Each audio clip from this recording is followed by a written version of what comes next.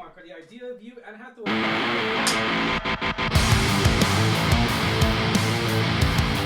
What's going on, Alamo City Movie Talk fans? As always, I'm your host, Ryan D. Ryan680.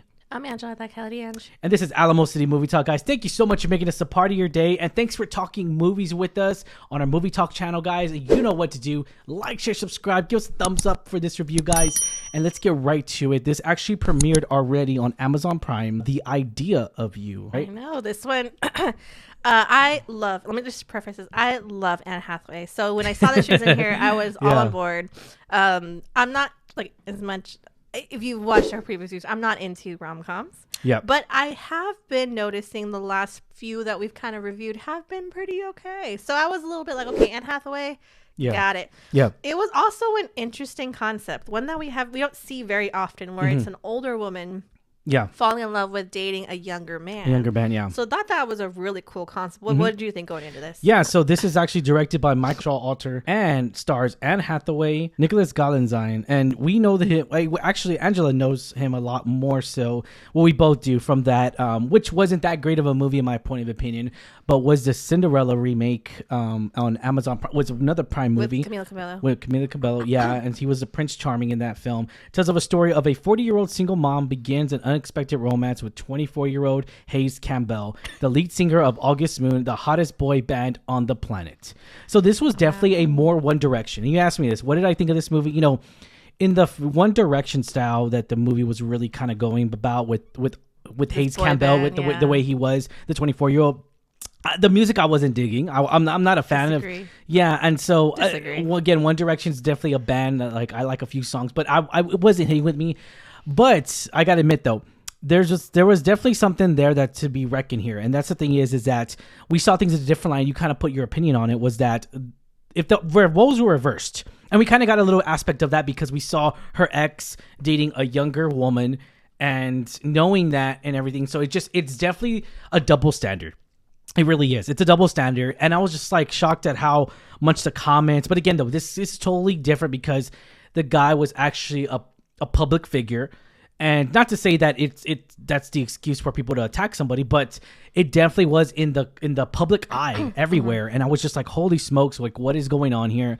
And I feel like, I don't know, I just feel like that this movie was so realistic, for one. For two, why are they dogging Anne Hathaway? I'm just like, what? Anne Hathaway's a beautiful woman. Well, that's the thing too. That's where the double standard comes. So that was, I think, a lot of the, not the main point, but that was a point in this movie. The comments were killer. Yes, this older woman is dating this very famous younger man. Yeah, and it's very double standard. If an older man were to date a younger woman, it's not liked upon, but it's generally more accepted in society. Yeah. Whereas, upgrade. You're right. She was more in the public spotlight, more prone to public scrutiny from both sides, both men and women. Yeah.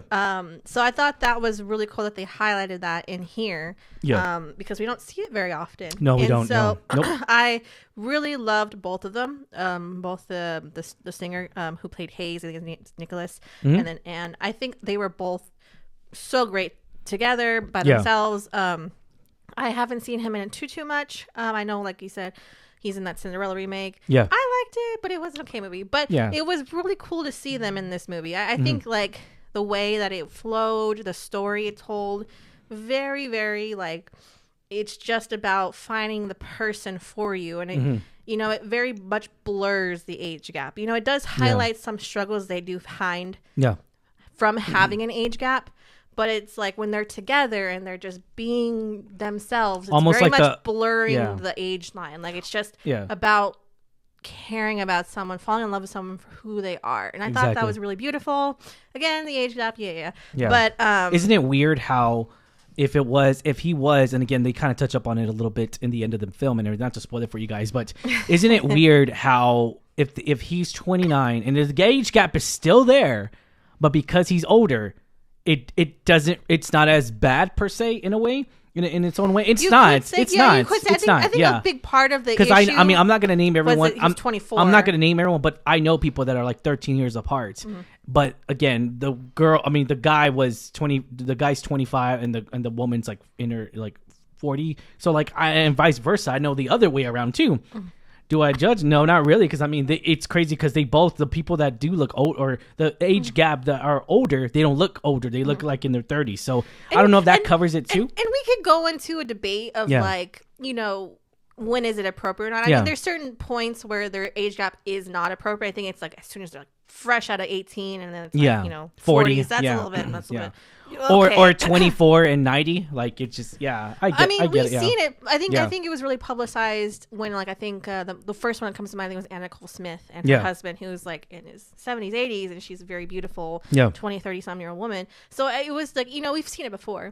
But this was a lot different. It was very much focused on finding love after like she's been single, she's not been the happiest. And I really liked I really appreciated the thought behind that too. It wasn't just the age thing. It was more so like that underlying of like finding love. And it's so real because that's the thing too, is that you find Anne Hathaway's character really, her life revolves around her daughter, and it just, you get to see the realism behind it. You get to see that real situation, the scenarios, like when her daughter leaves, then what else does she do? I mean, besides reading a book here and there. I mean, it's funny too because the jokes that they make at each other, they're very, very like the situations they put her in where she just wants to like go somewhere by themselves and like just read a book or just enjoy each other's company, while he's always like the party guy because he's at that age, and I don't blame him either. I don't blame either one of them. And it's like, they both want different things. Yes. Two, I just find it interesting, to see Anne Hathaway in this role per se, because she's done a lot of different rom-com roles and everything. And so I enjoyed her in this movie. Yes. She was great in here. I really did enjoy her. And I'm a sucker for I'm a huge sucker for any rom-com. I'm there. I am there. Versus Angela, I know she's not there. I'm picky. She's very picky. Yes. So like how you're picky like with comedy. Yeah, exactly. True. All right, true, girl. But true. I will say I really enjoyed it, and not just because of the two leads, because I think both equally Anne and Nicholas did such a good job. Yeah. I do really liked the story and everything we got behind it. It wasn't just about their romance. It really was about a lot of real world, I don't want to say consequences, but real world actions to what they... It was just comments, the social media, the social media attack. Social media, their friends and family, her daughter. Yes. The attack, not just on her though. It was mainly on her family, even more so on her daughter. And it just sucks, it really does. But it's definitely an interesting move, and I feel like this is very an eye opener in a way to where like, holy smokes, like this unfolds, and the crazy part is I can really see this happening. Yeah, that's because again, it's like we know celebrities are constantly harassed or constantly scrutinized. Who you dating? Yeah. So it's very much like that. So it was really cool to see that highlighted. It wasn't just a cheesy romance. It actually had some depth and beauty to it. So I really enjoyed this film. Was this fun that we deserved? I'm gonna say yes. Yeah. Rating 1 out of 10. 10 being the highest. When you give this rating? I really enjoyed it. I would say probably a solid 8 for me, because I really enjoyed it. I love Anne Hathaway. I think Nicholas did such a good job too.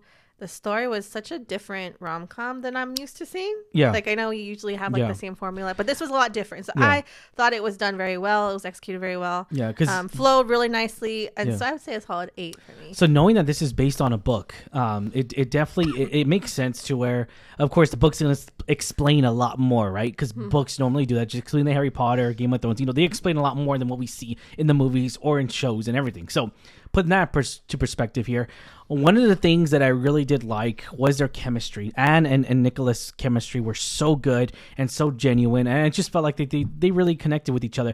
The only thing I hated was his saggy ass pants and saggy clothes. It's definitely cool. Like, it's really interesting to see the wardrobe. The wardrobe of people like celebrities 24, now. It's just like what? But anyways, but again, that has nothing to do with the actors or acting. It's just it's crazy because that's the trend that makes sense. Really, it is. Yeah, and the costume design did a great job, but at the same time, I was like, what?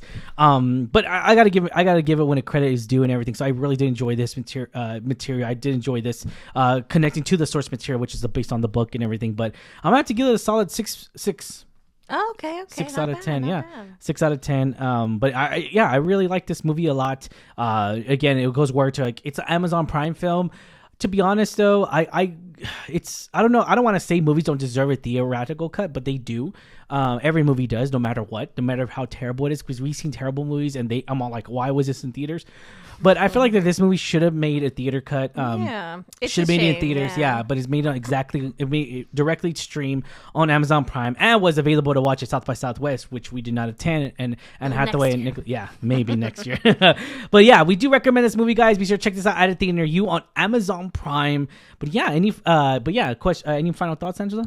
If you're on the fence about this, I would say just give it a try. If you like that. If you love rom-coms, give it a watch. Or if you just want something different to shake it up, just give it a try. I think it's going to be a really cool Or if you're a fan of the book, because a lot of people are saying this is close to material as the book. Though I saw a few comments here and there. Again, we haven't read the book, but they are saying it's very close to it. So we'll leave it at that, guys. But the question is for you guys. What do y'all think? Let us know in the comments down below. What did you think of this movie? Did you love it? Did you hate it? Or are you guys, Ryan, Angela, you guys are totally wrong. This is not source material. But yeah, let us know in the comments down below. And thank you for watching, guys. Thank you so much for making this a part of your day. And thanks for tuning in. All right, we appreciate you guys. Thank you so much. As always, I'm your host, Ryan D. Ryan680. I'm Angela, the Cat Lady Ange. See you at the movies, guys. Catch you later. Peace.